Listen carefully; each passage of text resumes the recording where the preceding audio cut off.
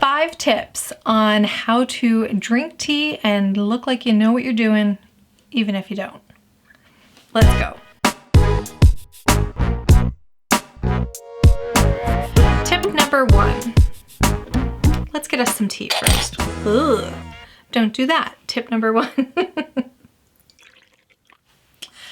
So the first thing that a lot of people might be questioning is, do I add milk first or tea first? Well, you know what I say, do what you like. But let me tell you what the history behind it is. Back in the day, before fine china, it used to be that if you poured your hot tea in, it could actually crack the cup.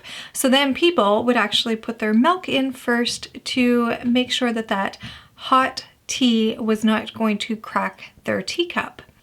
Then fine china came out, and it was the people that could afford it that were able to purchase that.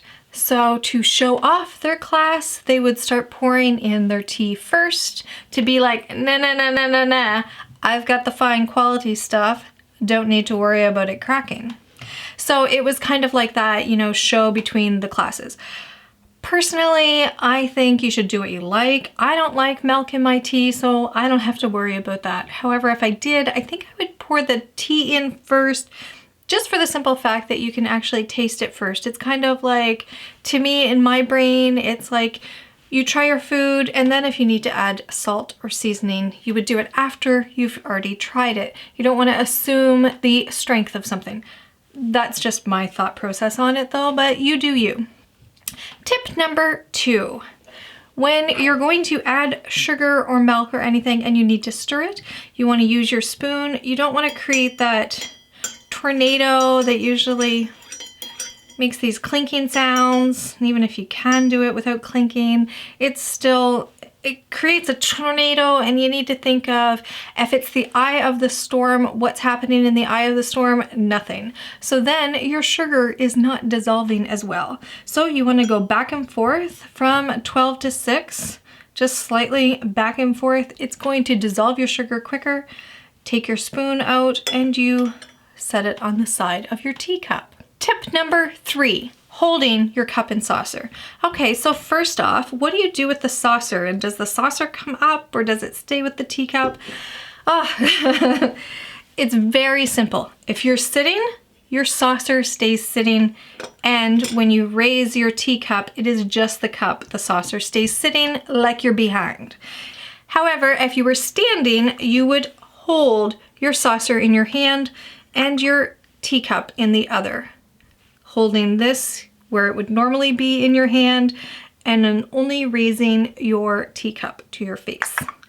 Your pie hole, your drinking face, your tea drinking hole. Tip number 4, how to actually hold a teacup. It's going to depend on the actual cup that you have and this here shape. So see how tiny this is? So basically you want these 2 pincher fingers to kind of pinch together. Your middle finger is going to be your rest, and these here 2 fingers are basically, you just curve them underneath.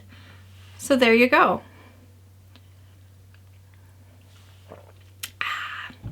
Don't do that, that's not classy. However, if your cup handle is bigger, you would actually be able to put your finger, your index finger, through that. Set this up here, set this.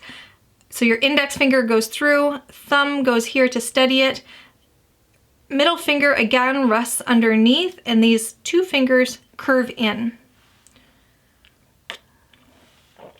Delicious. Never pinky up. And maybe we'll save that for another video, because there's a lot of differing things on that. I'm gonna save that for another video. So subscribe if you haven't already. Tip number 5. All right, what to do with your eyeballs. When you're drinking tea, you don't want to be like, hey, yeah, oh yeah, let's just make some eye contact. Don't do that. It's creepy. It's creepy. Doesn't matter what you're drinking, it's creepy. So you want to gaze into your tea